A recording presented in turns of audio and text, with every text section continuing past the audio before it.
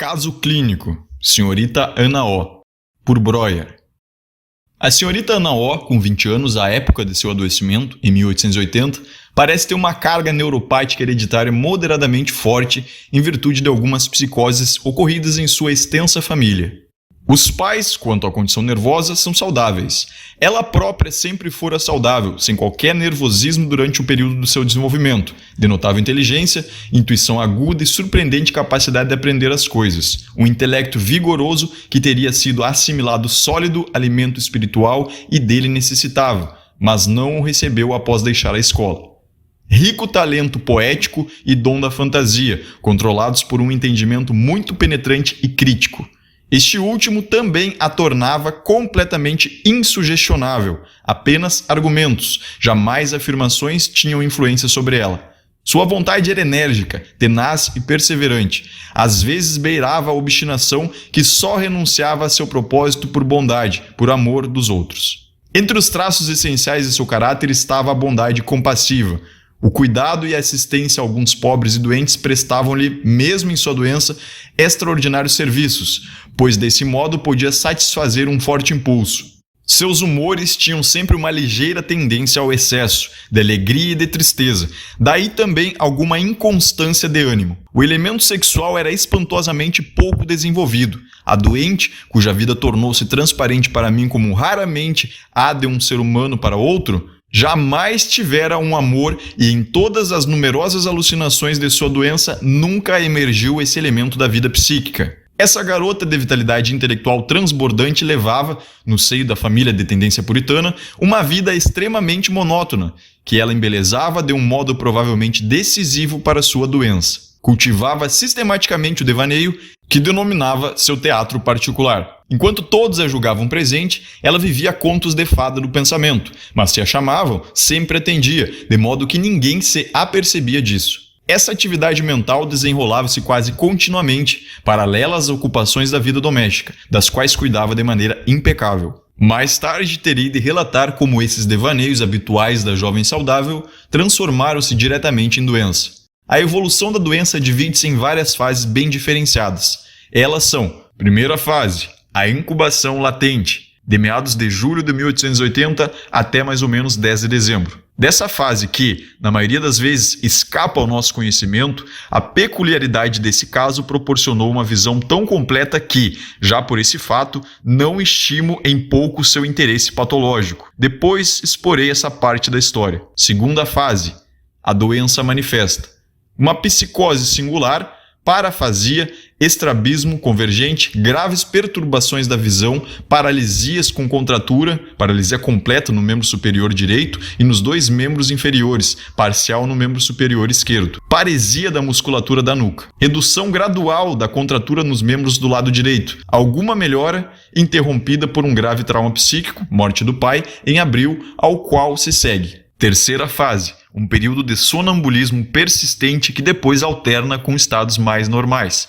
Continuidade de uma série de sintomas duradouros até dezembro de 1881. Quarta fase, cessação gradual dos estados e fenômenos até junho de 1882. Em julho de 1880, o pai da paciente, que ela amava apaixonadamente, contraiu um abscesso peripleurítico que não cedeu e ao qual ele sucumbiu em abril de 1881. Durante os primeiros meses dessa doença, Ana dedicou-se a cuidar do enfermo com toda a energia de seu ser, e ninguém se admirou muito de que, pouco a pouco, ela se abstesse profundamente. Ninguém sabia o que se passava dentro dela, talvez nem mesmo a própria doente. Porém, gradualmente, seu estado de fraqueza, anemia e repugnância a alimentos tornou-se tão grave que, para sua imensa dor, afastaram-na dos cuidados com o doente. A ocasião imediata para isso foi uma tosse sobremaneira intensa, em virtude da qual a examinei pela primeira vez. Era uma típica tosse nervosa. Logo se evidenciou uma acentuada necessidade de repouso durante a tarde, a qual sucedia, ao anoitecer, um estado de sonolência seguido de forte inquietação. No início de dezembro, apareceu um estrabismo convergente. Um oftalmologista explicou, equivocadamente, pela paresia de um nervo abducente. Em 11 de dezembro, a paciente ficou de cama e assim permaneceu até 1º de abril. Em rápida sucessão, desenvolveu-se uma série de graves transtornos, aparentemente novos. Dor na parte posterior da cabeça, do lado esquerdo, estrabismo convergente, diplopia, consideravelmente exacerbado pela emoção, queixa de que as paredes desabavam, afecção do nervo oblíquo, perturbações da visão dificilmente analisáveis, paresia dos músculos anteriores do pescoço, de modo que a paciente, ao final, só podia mover a cabeça forçando-a para trás, entre os ombros erguidos e se movimentando com as costas inteiras. Contratura e anestesia do membro superior direito e, algum tempo depois, do membro inferior direito. Mais tarde, essa mesma afecção aparece no membro inferior esquerdo e, por último, no braço esquerdo, no qual, porém, os dedos permaneceram em certa medida móveis. Tampouco as articulações do ombro, dos dois lados, ficaram completamente rígidas. O máximo de contratura afetou os músculos do braço, assim como, mais tarde, quando a anestesia pôde ser examinada com mais precisão, a região do cotovelo revelou o mais alto grau de insensibilidade. No início da doença, o exame da anestesia permaneceu insatisfatório em virtude da resistência da paciente, resultante de sentimentos de angústia. A doente encontrava-se nesse estado quando assumi seu tratamento e logo pude me convencer da gravidade da alteração psíquica ali existente. Havia 2 estados de consciência inteiramente separados que se alternavam com muita frequência e de maneira abrupta e que, no curso da doença, dissociaram-se cada vez mais. Em um deles, ela conhecia seu ambiente, era triste e angustiada, mas relativamente normal. No outro, alucinava, era mal criada, isto é, vociferava, jogava almofadas nas pessoas, tanto quanto sua contratura o permitia. Arrancava botões de cobertas e roupas com os dedos ainda móveis e outras coisas semelhantes. Se, durante essa fase, algo fosse modificado no quarto, se alguém entrasse ou saísse, ela se queixava de que lhe faltava tempo e assinalava as lacunas na sequência de suas ideias conscientes. Como, na medida do possível, lhe contestavam isso e, a sua queixa de que estava enlouquecendo, tentavam tranquilizá-la. Seguiam-se ainda, a cada arremesso de almofadas e atos similares, queixas sobre o que lhe infligiam, a desordem em que a deixavam e assim por diante. Essas ausências já haviam sido observadas quando ainda não estava acamada. Ela detinha-se em meio ao que dizia, repetia as últimas palavras para prosseguir após breve interregno. Pouco a pouco, isso tomou as dimensões descritas e, no auge da doença, quando a contratura havia afetado também o lado esquerdo, só se mostrava até certo ponto normal, por intervalos bem curtos durante o dia. Mas também nos momentos de consciência relativamente clara, as perturbações intervinham. Alterações de humor rapidíssimas e, em extremos, alegria muito passageira, de resto graves sentimentos de angústia, oposição tenaz contra todas as medidas terapêuticas, alucinações angustiantes em que seus cabelos, cordões e coisas similares apareciam como serpentes negras. Sempre dizia a si mesma, então, que não fosse tão tola, que eram seus cabelos, etc. Em momentos de plena lucidez, queixava-se da profunda escuridão de sua cabeça, de como não podia pensar, tornava-se cega e surda, possuía 2 eus, o verdadeiro e o mal, que a impelia a coisas más, etc. À tarde, ficava numa sonolência que se estendia até cerca de 1 hora após o sol se pôr. Em seguida, desperta, queixava-se de que algo a atormentava ou, antes, repetia sempre o infinitivo, atormentar, atormentar. Pois, simultaneamente à forma das contraturas, ocorrera uma profunda desorganização funcional da linguagem. Primeiro, observou-se que lhe faltavam palavras e isso, pouco a pouco, recrudesceu. Depois, sua linguagem perdeu toda a gramática, toda a sintaxe, a conjugação inteira dos verbos. Por fim, ela empregava apenas infinitivos incorretamente formados, em sua maioria a partir de um particípio passado de verbo fraco e nenhum artigo. No desenvolvimento subsequente, também as palavras faltaram-lhe quase por completo. Recolhia-as penosamente de 4 ou 5 idiomas e tornou-se quase incompreensível. Em suas tentativas de escrever, no início, até que a contratura o impedisse de todo, usava o mesmo jargão. Por 2 semanas, houve mutismo total. Nas contínuas e extenuantes tentativas de falar, nenhum som era emitido. Aqui, pela primeira vez, o mecanismo psíquico da perturbação ficou claro. Como eu sabia, ela também havia se magoado muito com alguma coisa e decidira nada dizer a respeito. Quando o adivinhei e a forcei a falar, a inibição, que antes também tornara impossível qualquer outra manifestação, desapareceu. Isso coincidiu com a volta da mobilidade dos membros esquerdos, em março de 1881. A parafrasia cedeu, mas ela passou a falar apenas em inglês, embora, aparentemente, sem o saber. Ralhava com a enfermeira que, por certo, não a compreendia. Só vários meses depois consegui convencê-la de que falava em inglês. Contudo, ainda compreendia as pessoas à volta, falantes de alemão. Apenas em momentos de grande angústia, faltava-lhe por completo a fala ou misturava confusamente os mais diversos idiomas. Nas horas melhores e mais livres, falava francês ou italiano. Entre esses períodos e aqueles em que falava inglês, havia a amnésia total. Também o estrabismo diminuiu e, por fim, só aparecia por ocasião de intensa inquietação. Voltou a sustentar a cabeça. Em 1º de abril, deixou o leito pela primeira vez. Então, em 5 de abril, morreu seu adorado pai, que ela, durante sua própria doença, vira apenas muito raramente por breve período. Era o mais grave trauma psíquico que poderia atingi-lo. A uma violenta emoção seguiu-se, por cerca de 2 dias, um estupor profundo, do qual emergiu em estado bastante modificado. No início, estava bem mais tranquila, com o sentimento de angústia consideravelmente atenuado. A contratura do braço e da perna direitos persistia, do mesmo modo que a anestesia, não profunda, desses membros. Havia alto grau de estreitamento do campo visual. De algum ramalhete de flores, que a alegrava muito, sempre via apenas uma flor de cada vez. Queixava-se de não reconhecer as pessoas. Outrora, reconhecia os rostos, sem nisso ter de se empenhar deliberadamente. Agora, nesse trabalho de reconhecimento bastante custoso, precisava dizer a si mesma que o nariz era dessa maneira, os cabelos daquela. Por conseguinte, essa devia ser tal ou qual pessoa. Todos lhe pareciam figuras de cera, sem relação com ela. Era-lhe muito penosa a presença de alguns parentes próximos e esse instinto negativo crescia sem cessar. Se entrava no quarto alguém que habitualmente lhe aprazia ver, ela o reconhecia, mantinha-se presente por um breve momento, depois voltava a imergir em suas ruminações e a pessoa desaparecia para ela. Eu era o único que, ao entrar, ela sempre reconhecia e, enquanto lhe falava, sempre permanecia presente e alerta, exceto nas ausências alucinatórias que intervinham de modo inteiramente imprevisto. Agora só falava inglês e não compreendia o que lhe diziam em alemão. As pessoas de seu convívio tinham de lhe falar em inglês. Mesmo a enfermeira, em certa medida, aprendeu a se fazer entender assim. Ana, porém, lia francês e italiano. Se tivesse que fazer em voz alta, lia com admirável agilidade e fluência uma primorosa e instantânea tradução do texto para o inglês. Começou novamente a escrever, mas de maneira singular. Escrevia com a mão esquerda flexível, porém em letra de imprensa romana, que recolhera de seu Shakespeare para compor um alfabeto. Se antes já se alimentava minimamente, agora recusava todo o alimento. Deixou, porém, que eu a alimentasse, de modo que sua alimentação logo foi reforçada.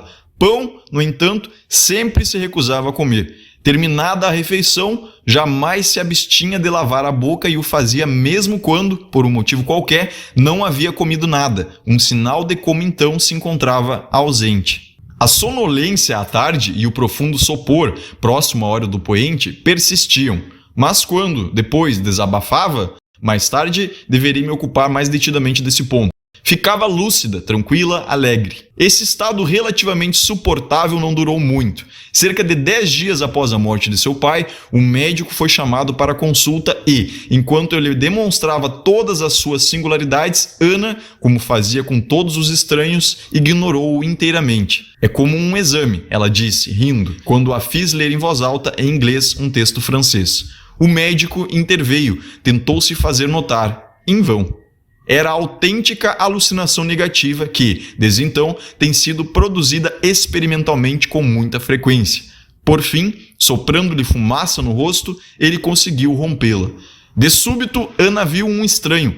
Precipitou-se em direção à porta para retirar a chave e caiu ao chão inconsciente. Seguiu-se então um breve acesso de cólera e depois um grave ataque de angústia, que acalmei com grande esforço. Infelizmente, na mesma noite precisei partir em viagem e, ao regressar, vários dias depois, encontrei a doente em estado muito pior. Abstivera-se de comer todo o tempo. Estava repleta de sentimentos de angústia. Suas ausências alucinatórias eram tomadas por figuras apavorantes, caveiras e esqueletos. Como, ao vivenciar essas coisas, em parte as representava tragicamente, falando, as pessoas à sua volta quase sempre conheciam o conteúdo dessas alucinações. À tarde, sonolência, próximo à hora do pôr do sol, a hipnose aprofunda, para a qual ela havia encontrado o nome técnico de nuvens. Se podia relatar, então, as alucinações do dia, despertava lúcida, serena e alegre, punha-se a trabalhar, desenhava ou escrevia toda a noite, perfeitamente razoável. Ia se deitar por volta das 4 horas e, pela manhã, recomeçava a mesma cena, como no dia anterior. O contraste entre a doente desvairada, perseguida por alucinações durante o dia, e a garota de uma lucidez mental plena, à noite, era bastante notável. Apesar dessa euforia noturna, o estado psíquico agravava-se cada vez mais. Surgiram intensos impulsos suicidas que pareciam tornar impraticável sua permanência num terceiro andar. Por isso, contra sua vontade, a doente foi levada para uma casa de campo nos arredores de Viena, em 7 de junho de 1881. Eu nunca havia ameaçado com esse distanciamento de casa, o qual a abominava, mas ela mesma o havia esperado e temido em silêncio. Nessa ocasião, mais uma vez evidenciou-se a que ponto o afeto de angústia dominava a perturbação psíquica. Assim como, após a morte do pai, havia ocorrido um estado de calma, também agora, quando o que temia aconteceu, ela se acalmou. Contudo, não sem que a transferência à casa de campo se fizesse seguir imediatamente de 3 dias e noites sem nenhum sono e alimentação, cheios de tentativas de suicídio, na verdade inofensivas no jardim, quebra de janelas e coisas similares, além de alucinações sem ausência, que ela distinguia das outras muito bem. Depois se acalmava, tomava o alimento dado pela cuidadora e até mesmo, ao anoitecer, cloralose. Antes de descrever a evolução do caso, devo, mais uma vez, retroceder e expor uma particularidade que, até aqui, apenas aflorei de passagem. Já mencionei que em todo o curso anterior da doença, diariamente, à tarde, acometia a paciente uma sonolência que, próximo à hora do acaso, convertia-se em sono profundo. É bem plausível que essa periodicidade simplesmente derive das circunstâncias em torno dos cuidados com o pai, dos quais se incumbiu por vários meses. À noite, ela velava junto ao leito do enfermo ou ficava acordada em sua cama, à escuta e tomada de angústia, até o amanhecer. À tarde, deitava-se para repousar por um breve momento, como em geral fazem as enfermeiras, e esse padrão de vigília noturna e de sono vespertino certamente transmitiu-se em seguida à sua própria doença e continuou muito tempo depois de um estado hipnótico ter substituído o sono. Decorrida cerca de 1 hora em estado de sopor, ela se inquietava, virava de um lado para o outro e gritava sem cessar: atormentar, atormentar, sempre com os olhos fechados. Também foi observado que, em suas ausências durante o dia, ela claramente estava sempre criando uma história ou situação cuja natureza se revelava por algumas palavras murmuradas. Aconteceu então, primeiro por acaso, depois deliberadamente, que alguém de sua convivência mencionasse uma dessas palavras enquanto a paciente se queixava do atormentar. Logo ela começava a descrever uma situação ou a contar uma história, a princípio hesitante, em seu jargão parafásico, mas, à medida que avançava, cada vez mais fluente até, por fim, falar um alemão perfeitamente correto. Isso no primeiro período, antes de ter começado a falar apenas inglês. As histórias, sempre tristes, eram em parte muito bonitas, à maneira do livro de Imagens sem Imagens, de Andersen, e, provavelmente, construídas segundo esse modelo. O ponto de partida ou ponto central era, quase sempre, a situação de uma garota sentada angustiosamente junto ao leito de um doente, mas outros temas, de todos diversos, também eram tratados. Alguns momentos após ter concluído a história, ela despertava, evidentemente apaziguada. À noite, voltava a se inquietar mais e, pela manhã, depois de 2 horas de sono, era visível que estava de novo num outro círculo de ideias. Se, na hipnose do anoitecer, não podia me contar a história, à noite não se acalmava e, no dia seguinte, para que isso ocorresse, era preciso que me contasse 2 histórias. O essencial do fenômeno descrito, a acumulação e intensificação de suas ausências, até a auto-hipnose noturna, a eficácia dos produtos da fantasia como estímulo psíquico e o alívio e remoção do estado de estimulação quando ela os expressava na hipnose, permaneceu constantemente por todo o ano e meio de observação. Após a morte do pai, as histórias tornaram-se, naturalmente, ainda mais trágicas, mas apenas com o agravamento de seu estado psíquico, subsequente à referida violenta irrupção de seu sonambulismo, as narrativas noturnas perderam o caráter de criação poética mais ou menos livre e se transformaram em séries de horríveis e apavorantes alucinações que já se podiam deduzir do comportamento da doente ao longo do dia. Mas já escrevi como era completa a libertação de sua psique depois que, agitada pela angústia e pelo pavor, havia reproduzido e expressado em palavras todas essas imagens aterradoras. No campo, onde eu não podia visitar o doente diariamente, a coisa se desenvolveu da seguinte maneira. Eu chegava ao anoitecer, quando a sabia em hipnose, e removia-lhe todo o estoque de fantasias que havia acumulado desde a minha última visita. Isso devia efetuar-se de modo bastante completo se quisesse obter um bom resultado. Ela então se acalmava inteiramente. No dia seguinte, mostrava-se amável, dócil, diligente e até mesmo alegre. No segundo dia, cada vez mais temperamental, renitente, desagradável, o que recrudescia ainda mais no terceiro dia. Nessa disposição, mesmo na hipnose,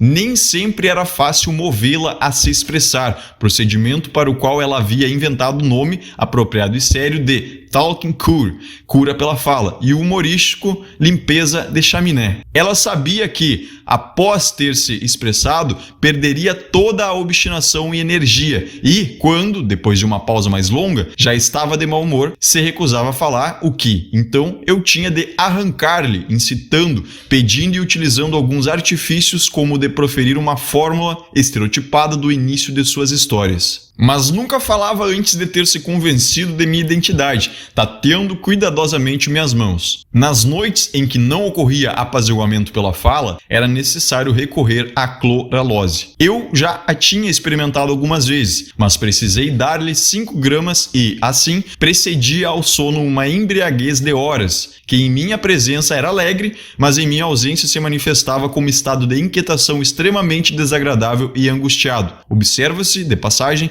que essa intensa embriaguez nada alterava na contratura. Eu teria podido evitar o narcótico, pois a expressão verbal, ainda que não lhe trouxesse o sono, trazia-lhe ao menos apaziguamento. No campo, as noites entre os alívios hipnóticos eram tão insuportáveis que era preciso, de qualquer forma, recorrer à cloralose. Aos poucos, porém, essa necessidade abrandou-se. O sonambulismo persistente desapareceu. Em contrapartida, a alternância de 2 estados de consciência subsistiu. No meio da conversa, ela alucinava, fugia, tentava subir numa árvore e coisas semelhantes. Se a retinham, num átimo retomava a frase interrompida e prosseguia, sem saber do que se passara naquele ínterim. Mas depois, na hipnose, todas essas alucinações apareciam em seu relato. No conjunto, seu estado melhorou. Era possível alimentá-la, deixava que a enfermeira lhe levasse comida à boca, apenas pão. Embora o pedisse, recusava assim que lhe tocava os lábios. A paresia com contratura da perna atenuou-se consideravelmente. Além disso,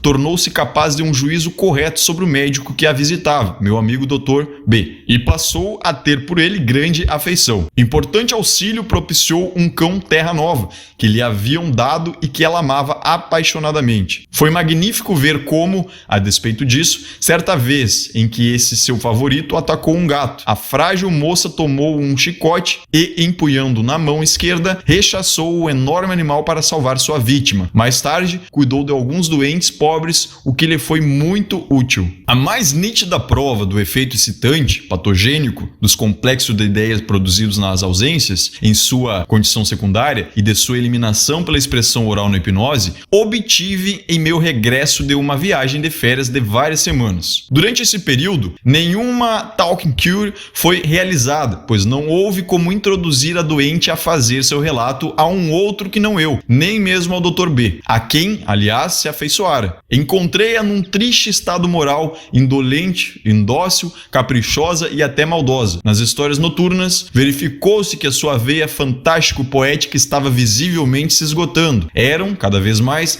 relatórios sobre suas alucinações e sobre o que porventura a aborrecera nos dias precedentes. Relatos de feição fantástica, antes expressos em fórmulas estereotipadas do que elaborados em produções poéticas. Um estado suportável, porém, só foi alcançado quando fiz retornar a paciente à cidade por uma semana e arranquei-lhe, então, noite após noite, de 3 a 5 histórias. Quando terminei, tudo o que havia se acumulado nas semanas de minha ausência estava resolvido. Só então se restabeleceu aquele ritmo de seu estado psíquico. No dia depois que se exprimiu, tornava-se amável e alegre. No segundo dia, mais irritadiça e desagradável. E no terceiro, realmente antipática. Seu estado moral era uma função do tempo transcorrido desde essa última fala, porque cada produto espontâneo da sua fantasia e cada episódio aprendido pela parte doente de sua psique continuava a atuar como um estímulo psíquico até ser relatado na hipnose, com o que também sua eficácia era completamente eliminada. Quando, no outono,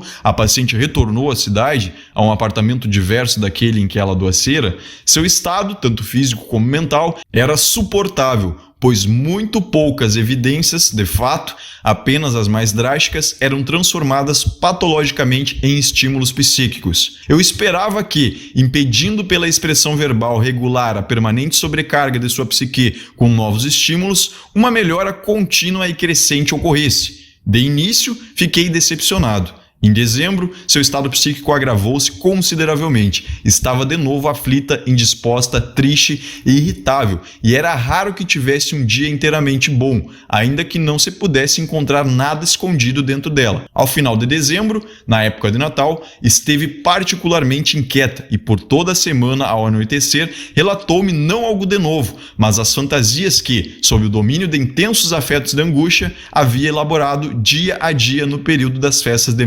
1880, ao término da série Grande Alívio. Um ano havia transcorrido desde que, separada do pai, caíra de cama e, a partir de então, sua condição se acelerou e se sistematizou de maneira muito peculiar. Os dois estados de consciência alternavam-se sempre dessa forma. De manhã em diante, à medida que o dia avançava, as ausências, isto é, a manifestação da condição secundária, tornavam-se cada vez mais frequentes e à noite só elas persistiam. Os dois estados não diferiam como antes, apenas do fato de que em um deles, o primeiro, ela era normal e no segundo, alienada. Mas na circunstância de que no primeiro, como todos nós, ela vivia no inverno de 1881-82, enquanto no segundo estado achava-se no inverno de 1880-81. E tudo o que ocorrera depois fora completamente esquecido. Só a consciência de que o pai havia morrido parecia, todavia, subsistir na maioria das vezes. O retrocesso ao ano anterior acontecia de modo tão intenso que em seu novo apartamento tinha alucinações com seu antigo quarto e, quando queria ir até a porta, chocava-se contra a estufa que se situava, em relação à janela, na mesma posição da porta do quarto na velha residência. A mudança brusca de um estado para outro se dava de forma espontânea, mas podia ser provocada com a maior facilidade por qualquer impressão sensorial que lembrasse vivamente o ano anterior. Bastava mostrar-lhe uma laranja, seu alimento principal durante o primeiro período de sua doença, para lançá-la no ano de 1882 ao 1881. Esse recuo ao tempo passado não ocorria, porém, de maneira geral e indeterminada. Ao contrário, ela vivenciava dia por dia o inverno precedente. Eu só teria podido suspeitá-lo se diariamente, na hipnose noturna, ela não tivesse falado sobre o que havia emocionado naquele mesmo dia, em 1881, e se um diário íntimo da mãe, também desse ano, não tivesse comprovado a absoluta exatidão dos fatos subjacentes.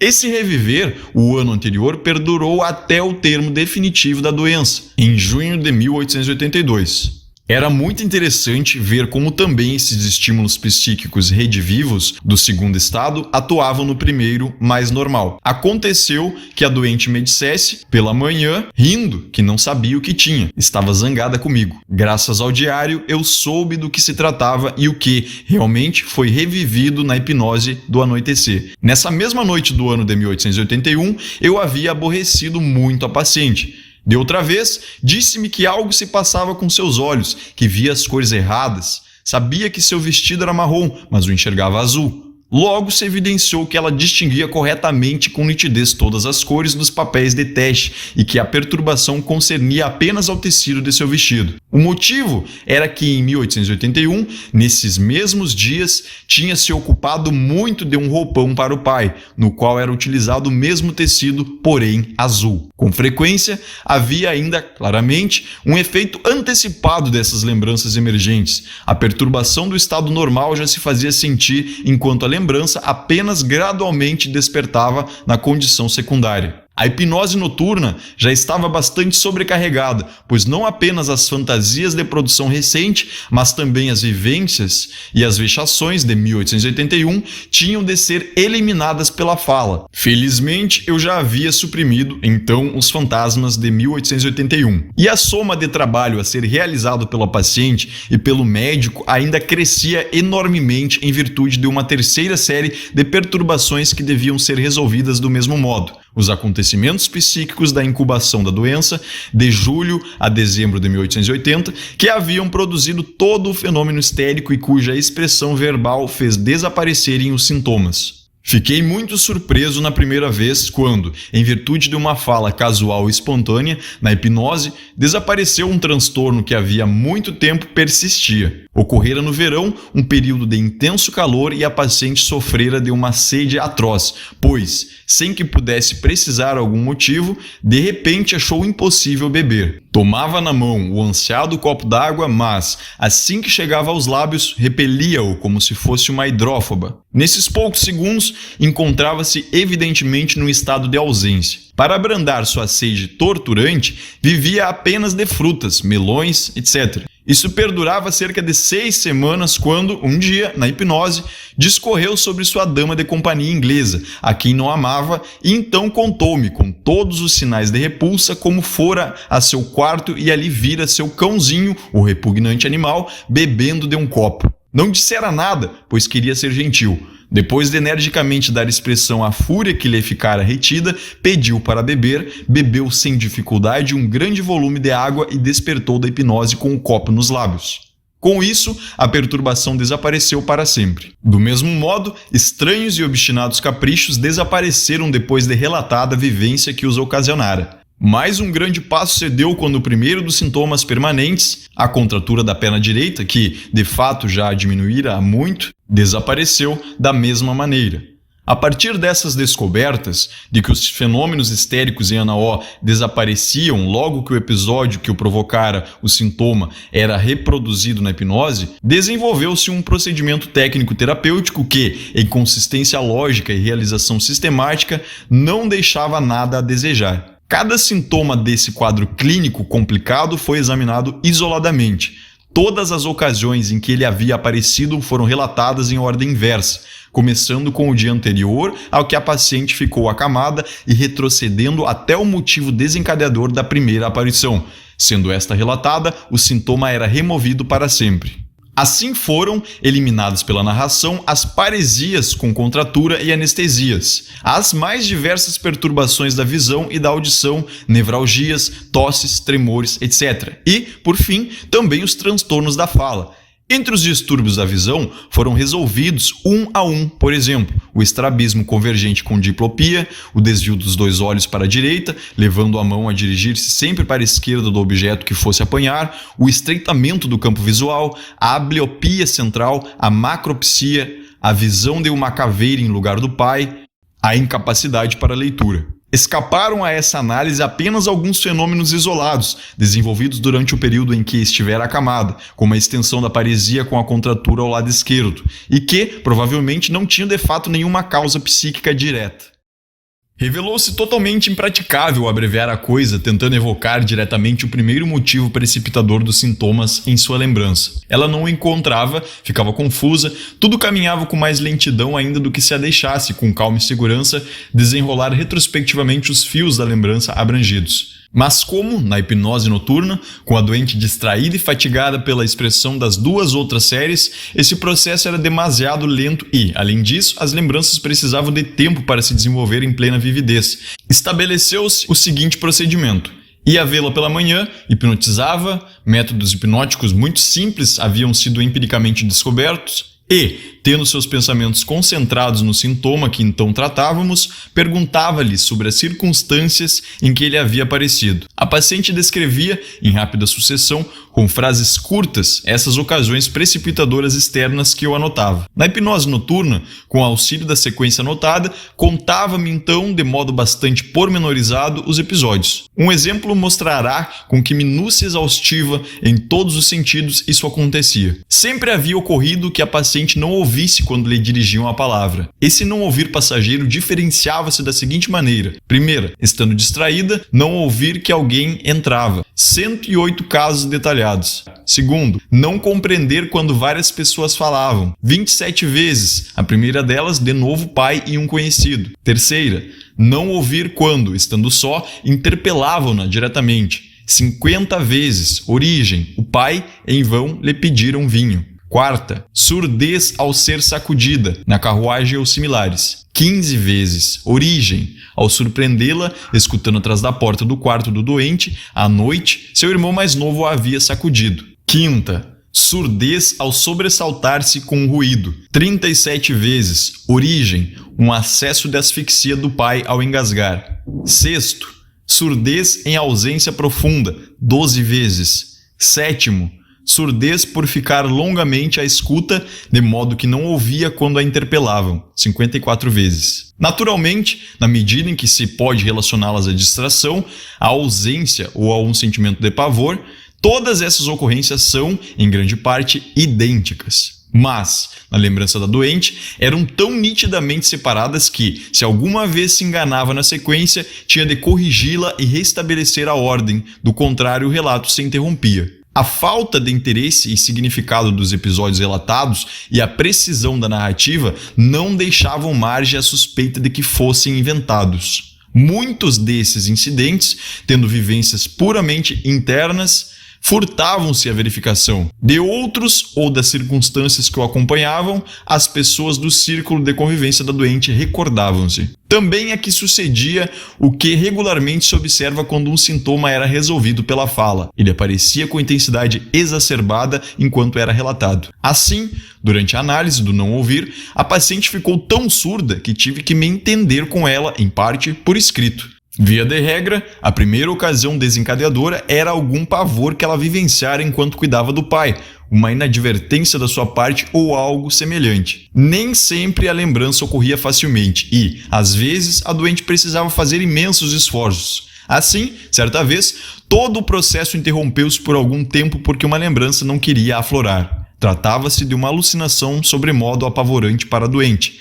Ela vira o pai, de quem então cuidava, com uma cabeça de caveira. Ela e as pessoas de seu convívio lembravam-se de que uma vez, ainda aparentemente saudável, fizera uma visita a uma parente, abrir a porta e logo caíra ao chão inconsciente. Para superar esse obstáculo, retornou à mesma casa e, ao entrar no quarto, voltou a cair no chão inconsciente. Mais tarde, na hipnose noturna, foi superado o obstáculo. Ao entrar, olhara para o seu pálido rosto no espelho em frente à porta e vira não o seu próprio, mas o do pai com uma cabeça de caveira. Observamos, com frequência, que o temor de uma lembrança, tal como acontece aqui, obstrui seu afloramento, que precisa ser forçado pela paciente ou pelo médico. O episódio a seguir, entre outros, mostra como era poderosa a lógica interna de seus estados.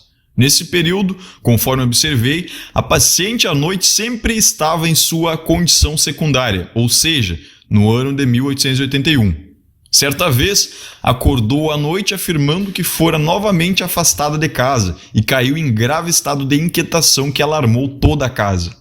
O motivo era simples. Na noite anterior, seu transtorno de visão havia desaparecido mediante a talking cure, mesmo na condição secundária. Desse modo, ao despertar durante a noite, achou-se num quarto desconhecido, pois sua família mudara de residência na primavera de 1881. Esses acessos bastante desagradáveis eram evitados desde que, a seu pedido, eu sempre lhe fechasse os olhos com a sugestão de que não poderia abri-los até que eu mesmo fizesse pela manhã. Uma única vez repetiu-se o tumulto, quando a paciente, ao despertar de um sonho em que havia chorado, abriu os olhos. Como essa trabalhosa análise dos sintomas se referia aos meses de verão de 1880, durante os quais se preparava a doença, alcancei um conhecimento pleno da incubação e patogênese dessa histeria, de que farei agora uma breve exposição. Em julho de 1880, encontrando-se no campo, o pai da paciente adoeceu gravemente em decorrência de um abscesso subpleural. Ana dividiu com a mãe os cuidados ao doente. Certa vez, em grande angústia pelo pai altamente febril e na tensão da espera, pois aguardava um cirurgião de Viena para operá-lo, não dormiu durante a noite. Sua mãe se afastara por um instante e Ana estava sentada junto ao leito do enfermo, o braço direito pousado sobre o espaldar da cadeira. Caiu num estado de sonho acordado e viu, como, vindo pela parede, uma serpente negra que se aproximava do pai para mordê-lo. É muito provável que no gramado atrás da casa realmente houvesse algumas serpentes, com as quais a menina já tivesse sobressaltado antes e que agora fornecia o material da alucinação. Quis rechaçar o animal, mas estava como que paralisada.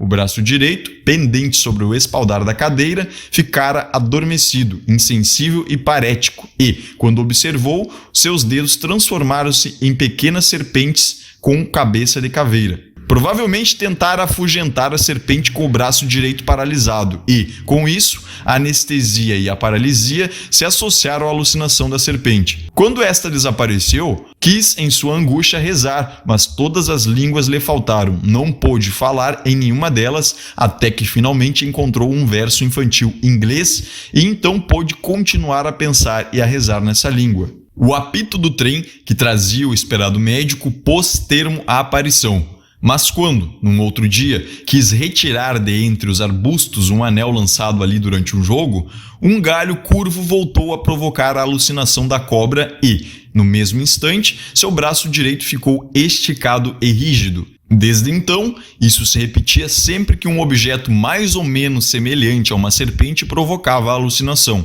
Esta, porém, assim como a contratura, só aparecia nas ausências curtas que, a partir daquela noite, tornaram-se cada vez mais frequentes.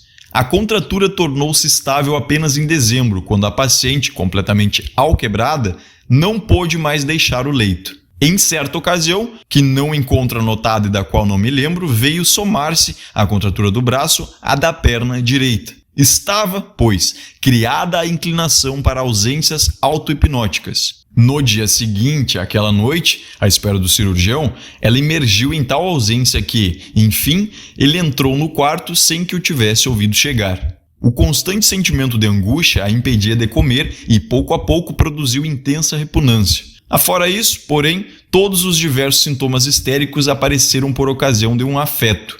Não é inteiramente claro se, então, sempre ocorria uma ausência total momentânea, mas parece verossímil, pois, em estado de vigília, a paciente nada sabia de todo o contexto. Alguns sintomas, porém, parecem ter surgido não durante a ausência, mas apenas no afeto em estado de vigília, repetindo-se, entretanto, em seguida do mesmo modo. Assim, os transtornos da visão remontavam todos a ocasiões particulares mais ou menos claramente determinantes, como aquela, por exemplo, em que a paciente, com lágrimas nos olhos, estava sentada junto ao leito do pai enfermo quando, de repente, ele lhe perguntou que horas eram. Ela não enxergava com nitidez, fez um esforço, trouxe o relógio para perto dos olhos e o mostrador pareceu-lhe então muito grande, macropsia e estrabismo convergente. Ou se esforçou para conter as lágrimas a fim de que o doente não as visse. Uma discussão na qual reprimiu sua resposta provocou um espasmo da glote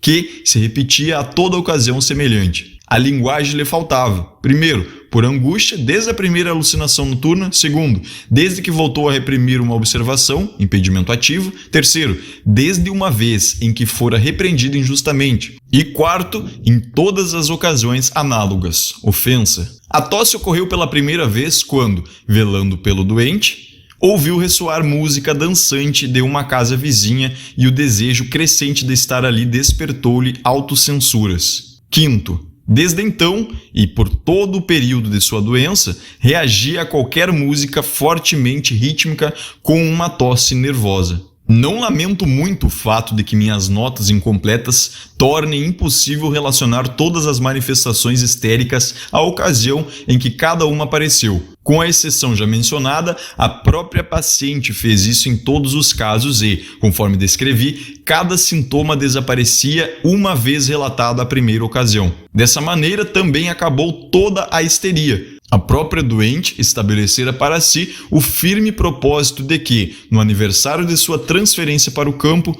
deveria ter terminado tudo. Por isso, no início de junho, praticou a Talking Cure, com grande e estimulante energia. No último dia, servindo-se do recurso de arrumar o quarto, tal como fora o de seu pai enfermo, reproduziu a alucinação angustiante, já relatada, que fora a raiz de toda a doença e na qual só pudera pensar e rezar em inglês. Imediatamente após, falou alemão e libertou-se de todos os incontáveis transtornos que antes apresentara. Em seguida, partiu de Viena em viagem, mas foi preciso muito tempo ainda até que encontrasse seu equilíbrio psíquico.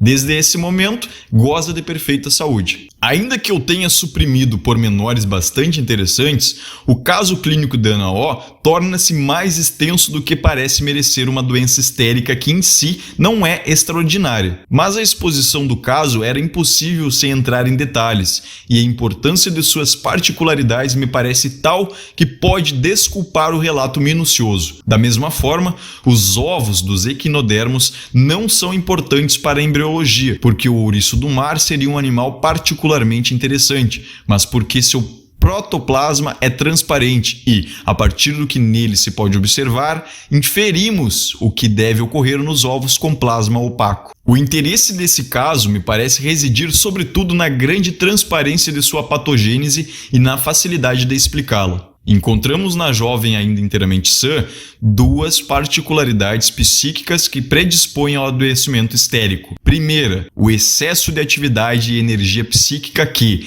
inutilizado na vida familiar monótona e sem trabalho intelectual apropriado, se descarrega em contínuo trabalhar da fantasia e produz. Segundo, o habitual sonhar acordada, o teatro particular, com o qual é criada a base para a dissociação da personalidade mental. Esta, contudo, ainda permanece nas fronteiras do normal. Os devaneios, como a meditação, durante uma atividade mais ou menos mecânica, não implicam em si mesmos nenhuma cisão patológica da consciência, pois qualquer perturbação, qualquer chamado, por exemplo, restabelece sua unidade normal e, provavelmente, também não há amnésia aguda. Em Ana O, porém, preparou-se com isso o terreno sobre o qual, conforme descrevi, o afeto de angústia e expectativa se estabeleceu, depois de haver transformado os devaneios habituais em uma ausência alucinatória. É curioso como, nessa primeira manifestação da doença incipiente,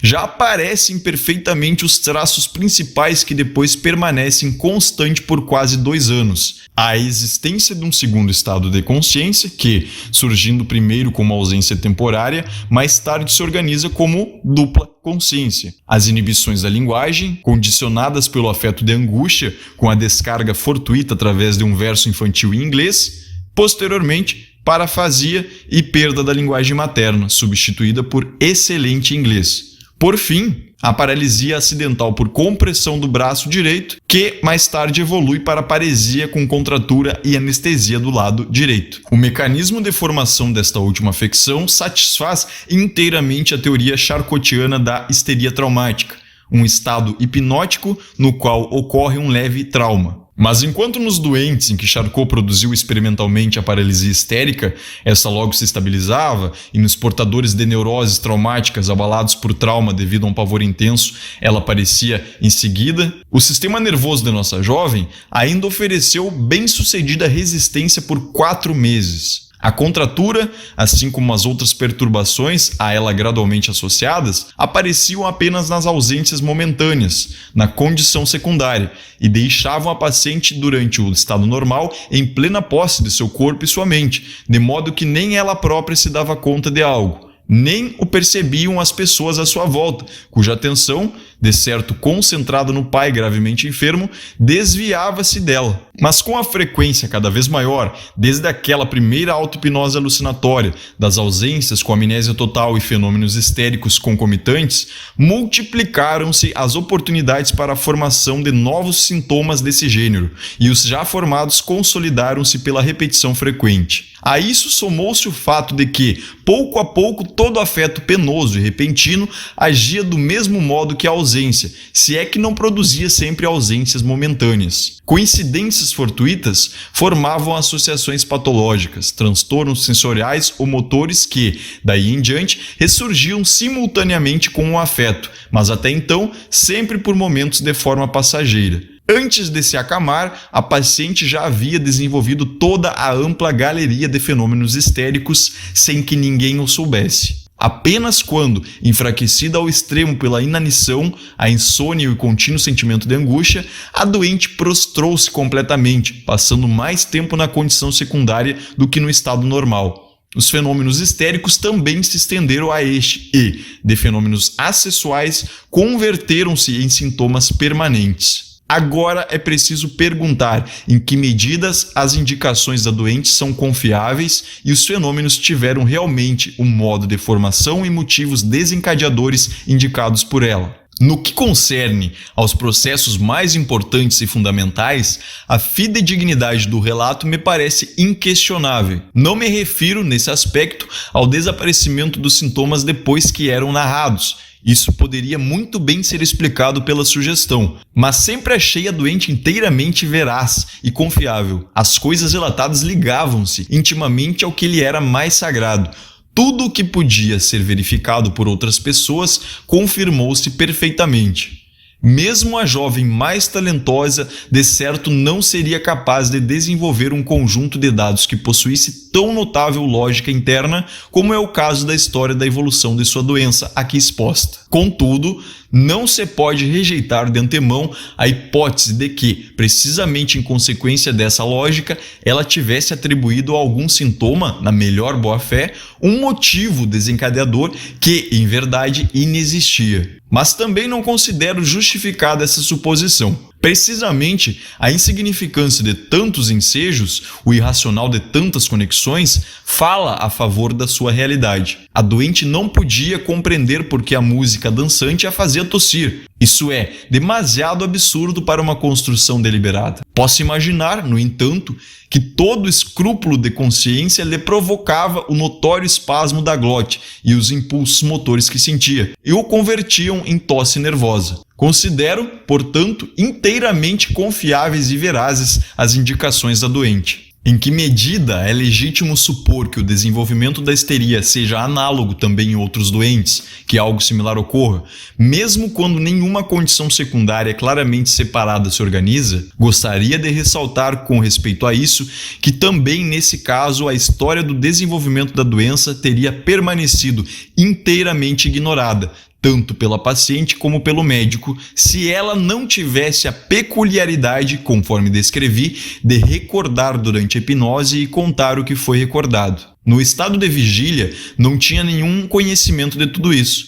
Logo, nunca é possível inferir como isso se dá em outros casos, a partir do exame clínico da pessoa acordada, pois mesmo com toda a boa vontade, ela não pode dar nenhuma informação. E já mencionei quão pouco de todos esses processos as pessoas à sua volta podiam observar. Portanto, só por um procedimento semelhante ao que as auto-hipnoses haviam propiciado no caso de Ana O, se poderia discernir como as coisas se passam com outros doentes. A princípio, justificava-se apenas a suposição de que processos semelhantes deviam ser mais frequentes do que permitia presumir nossa ignorância do mecanismo patogênico. Quando a doente ficou acamada e sua consciência oscilava sem cessar entre o estado normal e o segundo, a profusão de sintomas histéricos, surgidos separadamente e até então latentes, manifestou-se como sintomas permanentes. A estes veio juntar-se mais um grupo de fenômenos que pareciam de outra origem. a paralisia com contratura dos membros do lado esquerdo e a paresia dos músculos elevadores da cabeça. Distingo-os dos outros fenômenos porque, uma vez que haviam desaparecido, nunca, nem mesmo na forma de acesso ou de vago indício, voltavam a aparecer, tampouco na fase de conclusão e cura, em que todos os outros sintomas ressurgiam após um adoecimento mais longo. Por consequente, também não ocorreram jamais nas análises hipnóticas e não foram relacionados a ensejos afetivos ou fantasiosos. Tendo a crer, por isso, que não deviam sua existência ao mesmo processo psíquico que os outros sintomas, mas à extensão secundária daquele estado desconhecido que é o fundamento somático dos fenômenos histéricos. Durante toda a evolução da doença, os dois estados de consciência coexistiram. O primário, em que a paciente era de todo normal psiquicamente, e o segundo estado, que bem podemos comparar ao sonho, em função de sua riqueza em fantasias e alucinações, das grandes lacunas da lembrança, da falta de inibição e controle dos pensamentos espontâneos. Neste segundo estado, a paciente era alienada. Ora, o fato de que o estado psíquico da doente era inteiramente dependente da ingerência desse segundo estado no estado normal me parece proporcionar uma boa visão da natureza de pelo menos uma forma de psicose histérica. Cada hipnose noturna fornecia a prova de que a doente era perfeitamente lúcida, ordenada e normal em sua sensibilidade e vontade, quando nenhum produto do segundo estado atuava como estímulo no inconsciente. A evidente psicose que irrompia a cada pausa maior nesse processo de descarga atestava exatamente a extensão em que esses produtos influenciavam os processos psíquicos do estado normal. É difícil abster-se de dizer que a doente estava fragmentada em duas personalidades, das quais uma era psiquicamente normal e a outra mentalmente enferma. Penso que a nítida divisão dos dois estados em nossa doente apenas evidenciava um comportamento que, em muitos outros histéricos, também é causa de vários enigmas. Em Ana O, era particularmente notável o quanto os produtos do eu mal, como denominava a própria doente, influenciavam a sua atitude moral. Se não tivessem sido eliminados sucessivamente, teríamos nela uma histérica do tipo maligno, recalcitrante, indolente, desagradável, maldosa.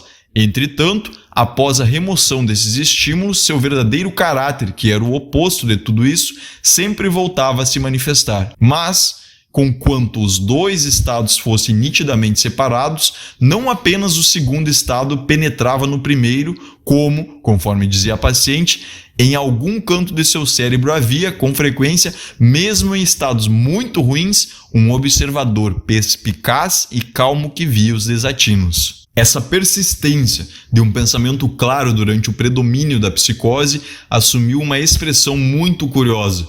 Quando, após o término dos fenômenos histéricos, a paciente encontrava-se numa depressão passageira, manifestou várias apreensões e autoacusações infantis, entre elas a de que não estivera absolutamente doente e tudo fora apenas simulado. Como se sabe, algo semelhante aconteceu várias vezes. Quando vencida a doença, os dois estados de consciência voltaram a confluir e se unificar. Os pacientes, olhando em retrospectiva, veem-se como uma personalidade indivisa que estava cônscia de todo o desatino e creem que poderiam tê-lo impedido se quisesse, ou seja, teriam cometido intencionalmente a insensatez. De resto, essa persistência do pensamento normal durante o segundo estado deve ter sofrido enorme variação quantitativa e, em grande parte, nem deve ter existido. Já descrevi o fato assombroso de que, do início ao término da doença, todos os estímulos provenientes do segundo estado e suas consequências foram permanentemente suprimidos ao serem expressos na hipnose, e a ele não tenho nada a acrescentar senão a certeza de que isso não foi, de modo algum, uma invenção minha que eu teria sugerido à paciente. Ao contrário, fiquei surpreso ao extremo e somente após uma série de superações espontâneas desenvolvi, a partir daí, uma técnica terapêutica. A cura final da histeria merece ainda algumas palavras. ela ocorreu da maneira descrita, sob considerável inquietação da doente e agravamento de seu estado psíquico. Tinha-se perfeitamente a impressão de que numerosos produtos do segundo estado, adormecidos até então, irrompiam na consciência e que, ainda de início recordados na condição secundária, sobrecarregavam e perturbavam o estado normal. Resta a considerar se, também em outros casos, tem a mesma origem uma psicose com que termina uma histeria crônica.